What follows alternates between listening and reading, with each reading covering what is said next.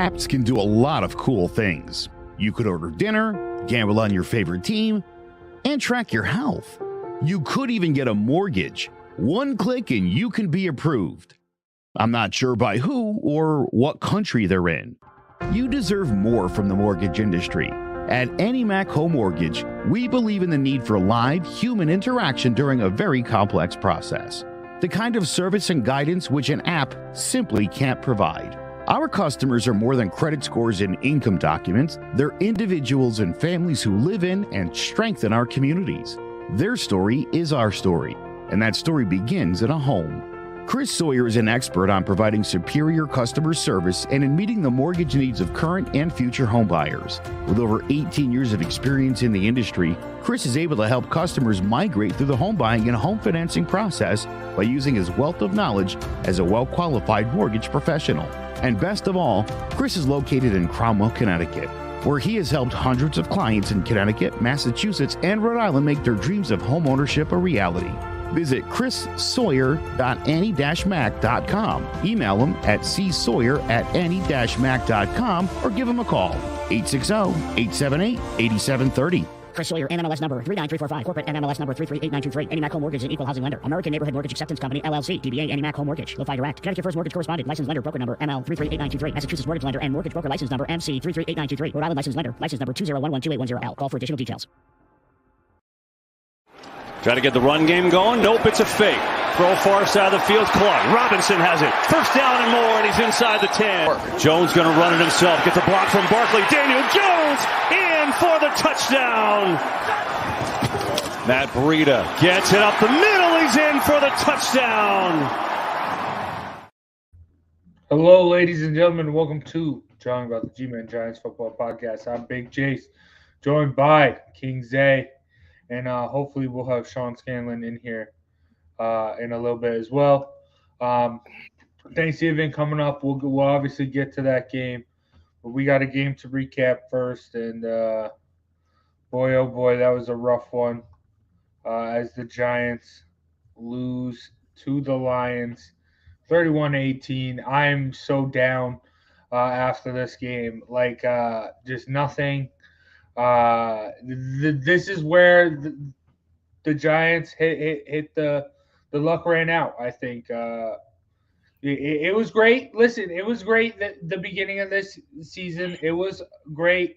Well, what they were able to do, especially the position they were in.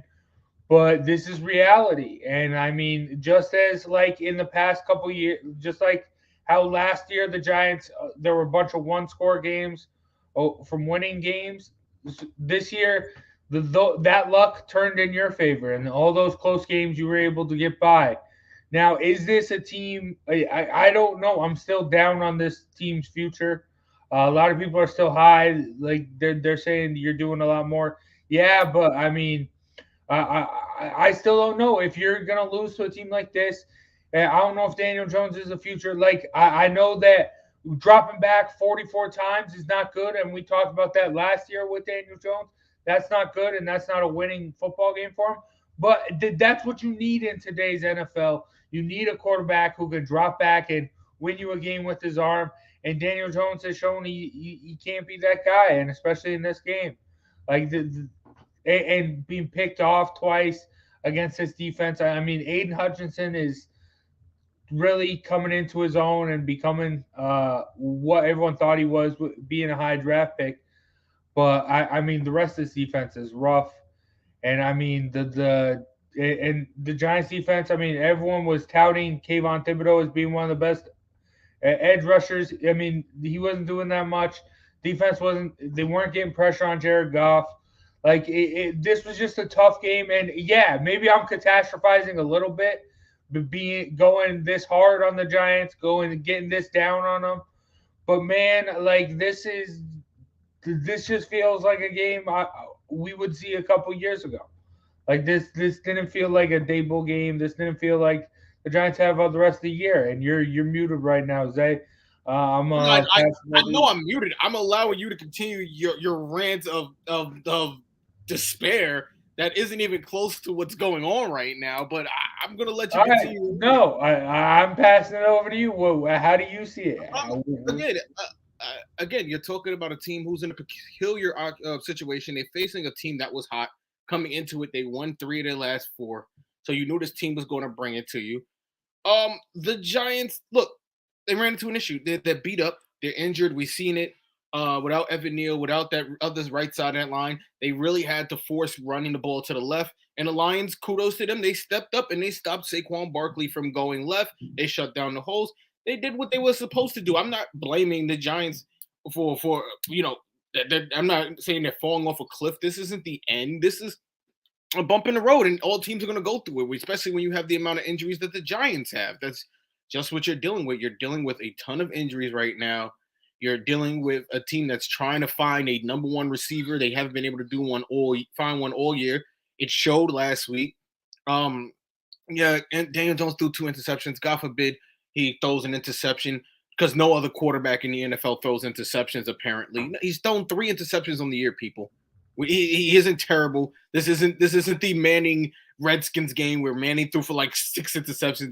This is not the complete, utter blow-up catastrophe, no. He had a rough game on his 2 interceptions. One was, like you said, Aiden Hutchinson making a freakish play that was probably once in a lifetime, probably never, but it was a great play, nothing to take away from him. And the second one, he had pressure in his face. He threw it a little high. It happens. Again, when you can't get the proper protection up front, these things happen. And if you watch the game for the most part, it was pretty much even until an O'Shane Zimenez roughing the passer, I guess they called, which continued to drive, which led to their first score of the game, and it continued from there. But outside of that, again, the Giants have some things they have to fix. They got to get healthy, fill their line, get their line back, get the guys back on their line, fill those pieces.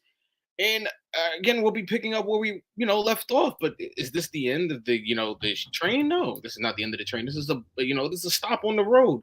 This happens. When you were, like I said, I mean, a loss like this going into as the hardest part of their schedule. I honestly, coming out of this loss, I don't know if the Giants win 2 more games for the rest of the year. That's a blasphemy. Come on, you're talking about a team. You have some tough games. You obviously have Dallas, which we'll talk about here in a little bit. The Eagles twice, Minnesota, and then the Commanders and the Colts. The Colts the Minnesota Vikings have showed you they may be paper warriors or paper tigers. To me, they're not that much of a threat. Again, they're a team that could play very well, and they can also play down, and they can lose games. We've seen it against the Cowboys where they completely got obliterated on Sunday and didn't even look like they should be on the same field as the Cowboys, let alone looking like a one-loss, team. And you know what? These things are happening in the league. We're seeing it. Joe mentions it all the time. Every team in this league has flaws. So for me to assume that the Giants won't win another game for the rest of the year is crazy. When you again, the Commanders are hot right now. Does that mean they're going to beat the Giants in a couple weeks? No, we don't know. The Giants can get healthy. They may get Evan Neal back. You might get Aziz back off of IR.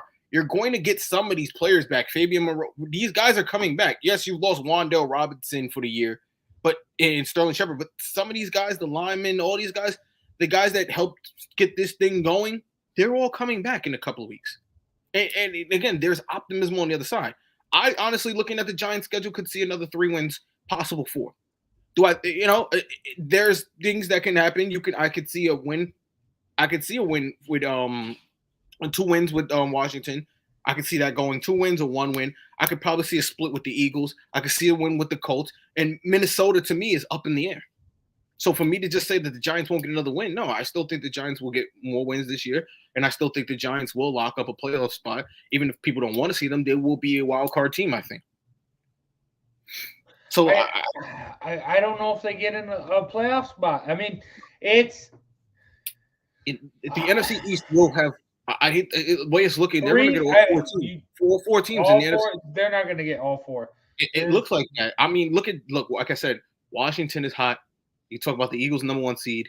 Dallas is right there ahead of us because of the tie-breaking situations. Obviously, we carry the same record. So, obviously the Giants could win or lose with Cowboys, whatever. But going down the line, they could split with some of these teams, and all 4 teams could be in the playoffs. It's very possible, bro. It's possible. I just don't see that happening. And I mean, especially right now with the Giants. I think this is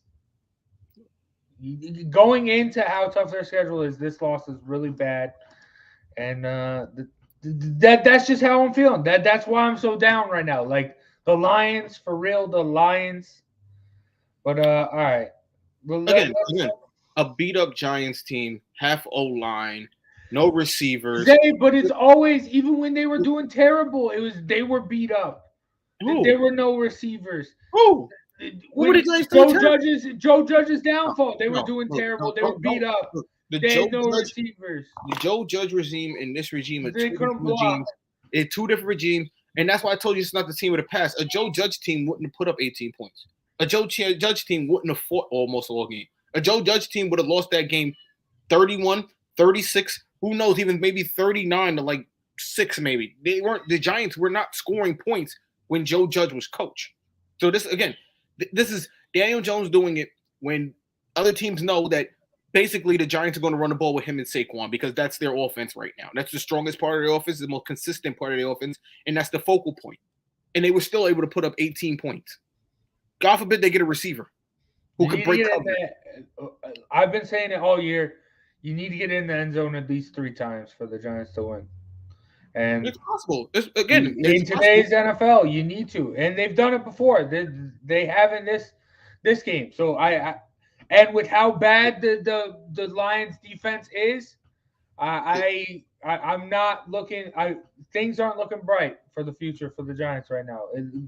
This season, it's a learning curve. You're gonna have to lose. You're gonna have to win. You're gonna have to learn how to win. This is all part of the game. And the Lions. They're doing it fine. I'm not worried. It's the Lions. It's the Lions. And again, you got to go out there and play. It doesn't matter who's on the schedule. You got to go out there and play. Any team can lose to any team on any Sunday, bro. You got to go out there and perform. Don't care how much talent you have. All right. Well, I mean, yeah, any given Sunday, but in this case, any given Thursday, Giants and the Cowboys tomorrow, Thanksgiving. I don't know. I mean, we saw the last time these two teams met. Obviously, the Cowboys won that. I mean, not Dexter Lawrence.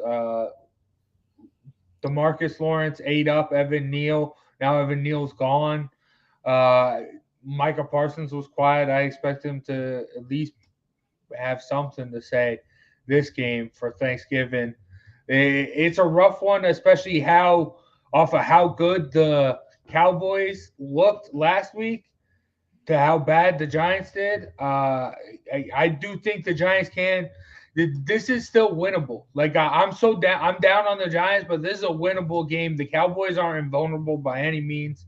The Giants, I mean, just give the ball to Saquon, eat up clock, eat up control time of possession, and you can win this football game.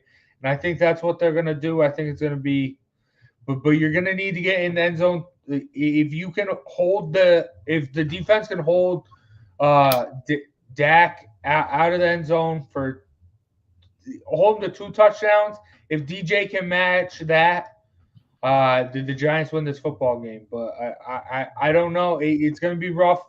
Cowboys are hot. It's going to be a fun game to watch because the Giants will play it close. Even if the Cowboys do win, the Giants will keep it close. They do have that fight in them. But, I can see that. I honestly can see that. I think this is a game probably primed for an upset. Being like you said, how bad the Giants played on Sunday and how well the Cowboys played. Obviously, this should be a game the Cowboys come and stomp all over the Giants based on just the fact that the Giants are on one side at least marching out a 3rd string, 4th string offensive line, which again we saw what happened last week, and then you mentioned the pass rushers on the other side of the ball. It can make things a living hell for Daniel Jones, but a part of me is thinking Dable understands this. He's seen this. Again, those games are 7 weeks apart. Dable probably know more what to expect now. He's probably found ways to get the ball out quickly or maybe move the pocket so that way that the pass rushers from the Cowboys, aren't getting comfortable feeding off of the offensive lineman doing the same thing over and over.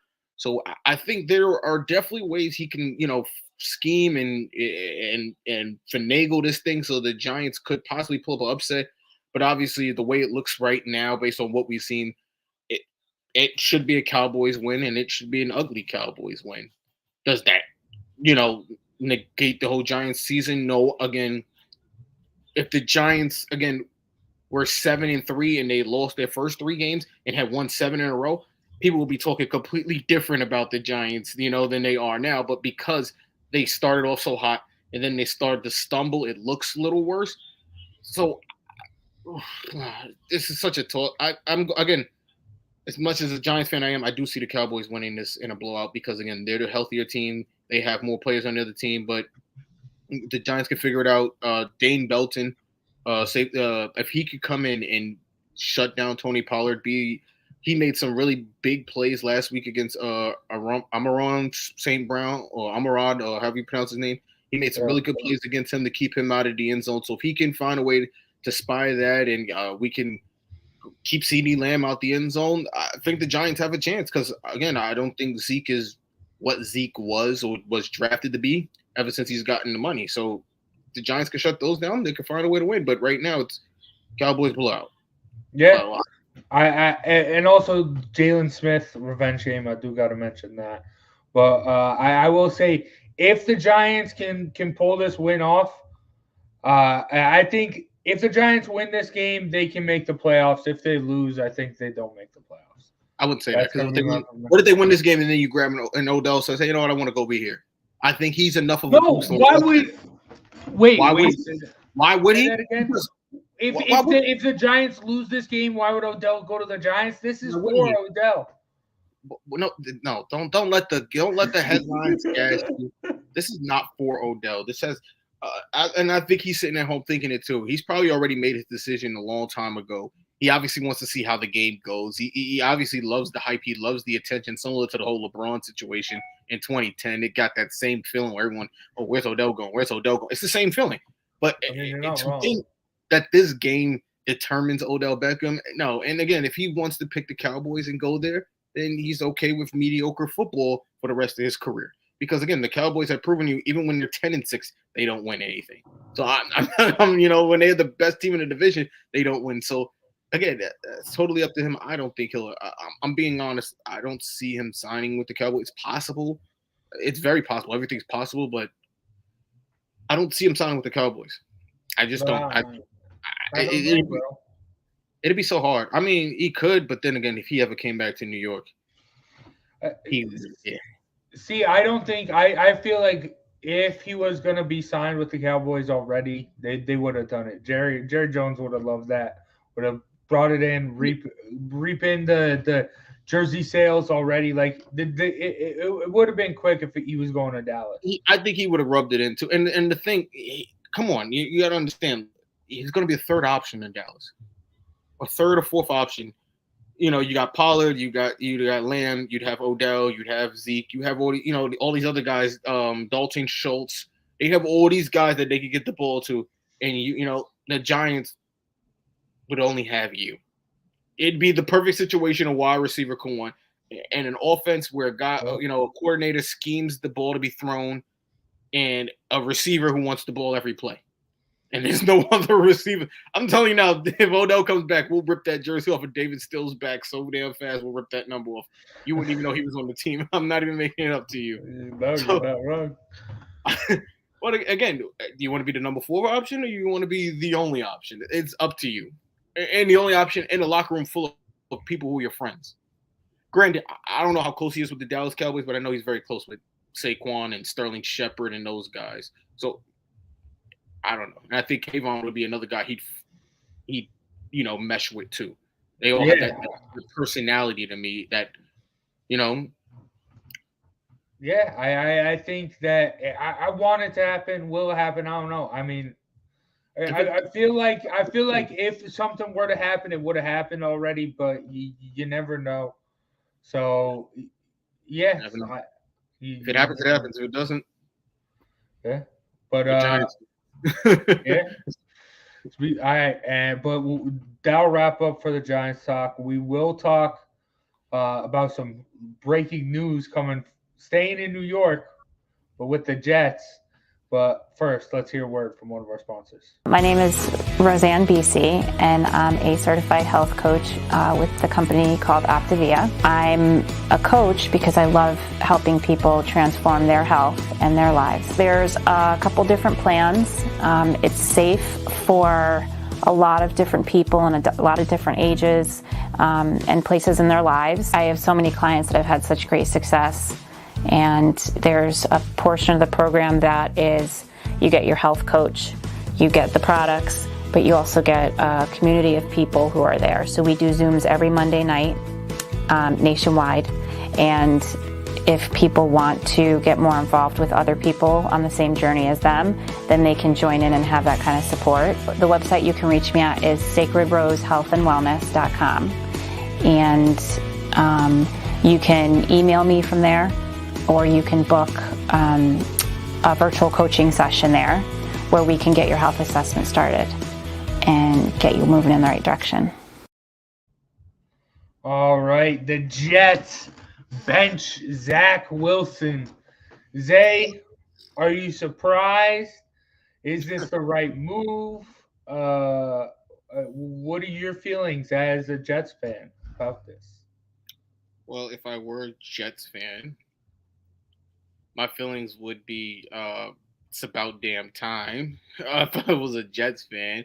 But speaking as a Giants fan, I mean, you can only feel for the kid coming from, similar situation with Daniel Jones, where I don't think the kid has had enough time to really figure things out, to prove himself, to understand things.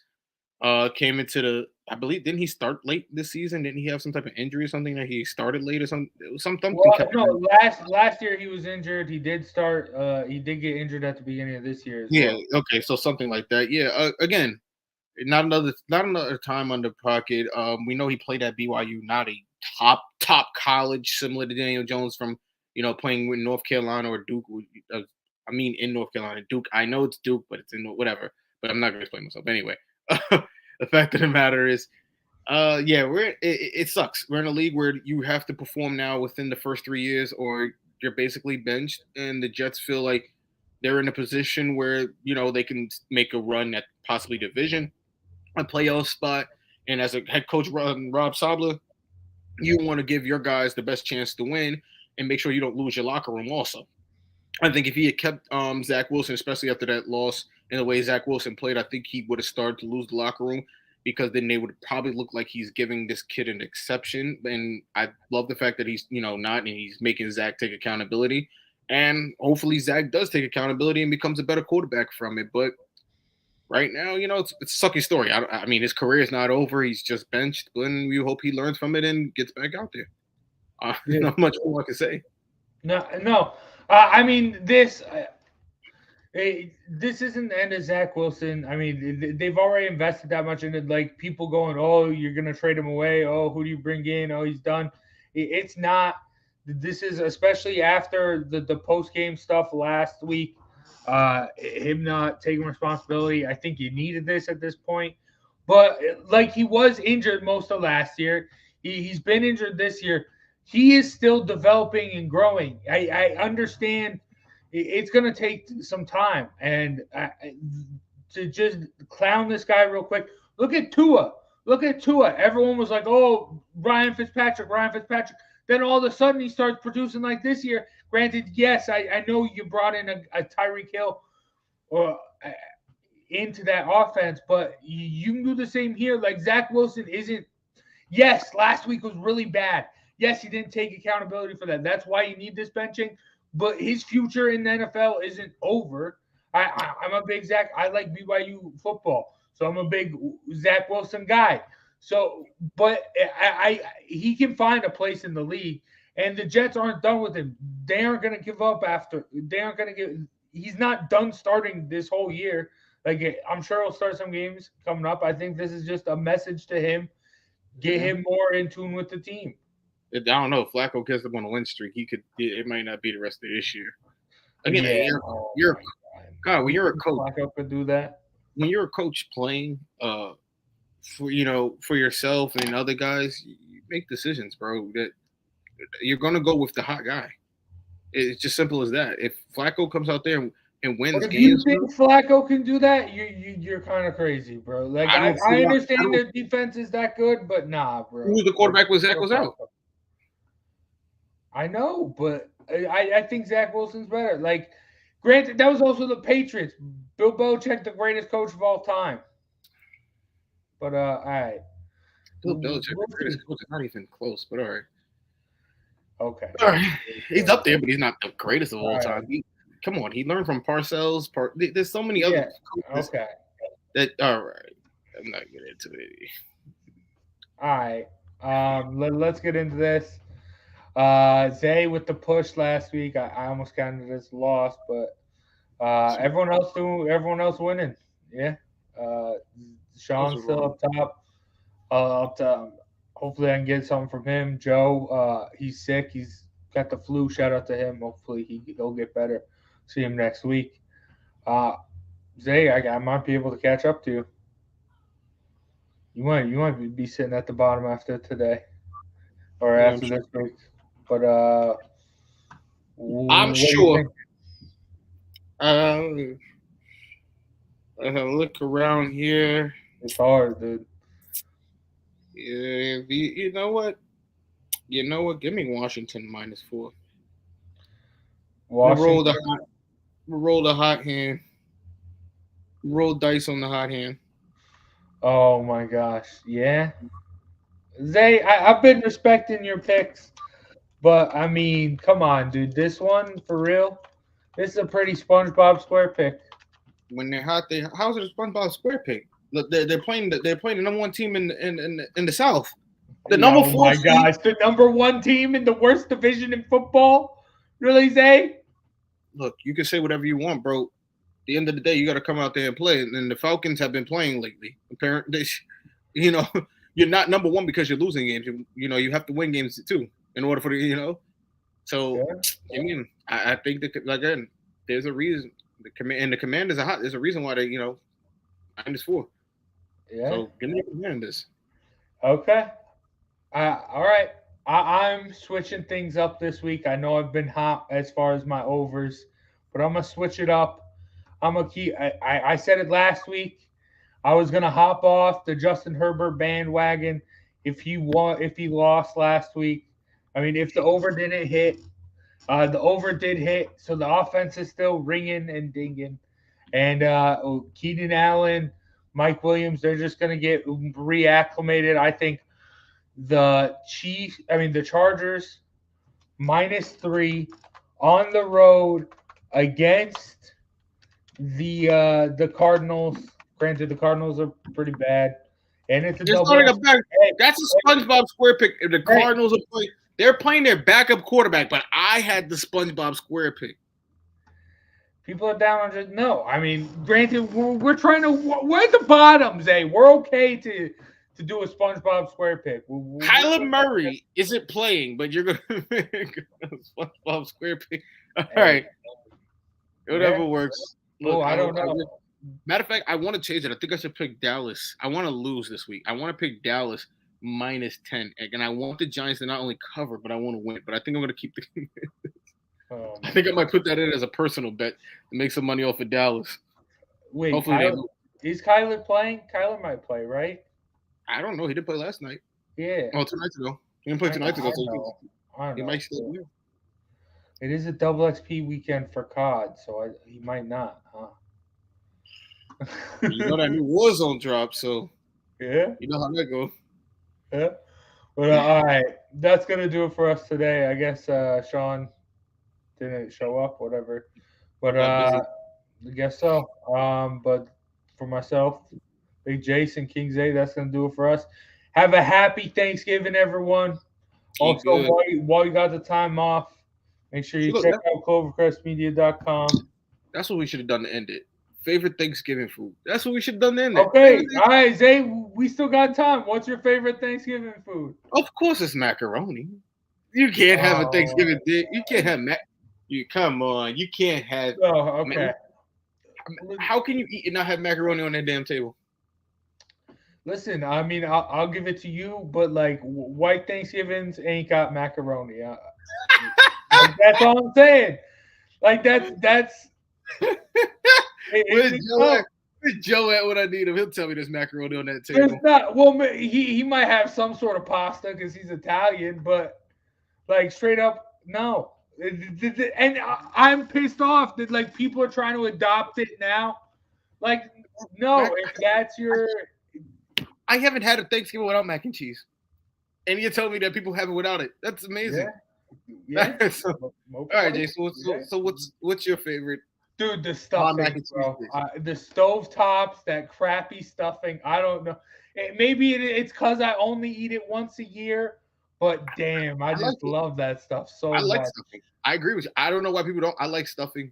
My mother makes a seafood stuffing, which is even better. Ooh. But I love stuffing, bro. I don't know why people don't like it. I hate turkey. Throw the turkey away. I don't even know why that's even there. Throw the dry butterball turkey away. Don't bring it out. But just have the stuffing there for me. Get the stuffing, get the cranberry, get the macaroni, get the ham, get me a biscuit, maybe some chicken, and I'm good for the night. Because, yes, we make a chicken, too. For some reason, we make a turkey and a chicken. All the meats. But give me something like that. Give me some collard greens. Give me some rice. All that all on one plate. But that turkey, you can throw that in the garbage. You can throw the turkey in the garbage. I like the turkey, especially, dude, the best part of the turkey. I mean, hot turkey's good. It's smothered in gravy. But, dude, the sandwiches the next day, that's my favorite part of Thanksgiving. Just getting that turkey, throwing it on a sandwich. All the other stuff, yeah. But, all Christmas. All right. Everyone, enjoy your Thanksgiving. Hopefully the Giants will help us enjoy it a little bit more by giving us a W. But I'm excited. We'll see you next week for more John about the G-Men. Peace out. Peace. Happy holidays. Try to get the run game going. Nope, it's a fake. Throw far side of the field. Clark. Robinson has it. First down and more, and he's inside the 10. Jones going to run it himself. Gets a block from Barkley. Daniel Jones in for the touchdown. Matt Breida gets it up the middle. He's in for the touchdown. Hello, my name is Joe Aguirre. I'm the president of Clovercrest Media Group. And here at CMG, we have a wide variety of podcasts, including sports shows like Keys to the City, The Roll Call, Throwing Jabs, All Four Downs, and Jawing About the G-Men. And great true crime shows like Sticky Week, Crimes and Consequences, Ivy League Murders, and Bird, the unsolved murder of David Eichmann. You can find all these podcasts and so much more by visiting clovercrestmedia.com.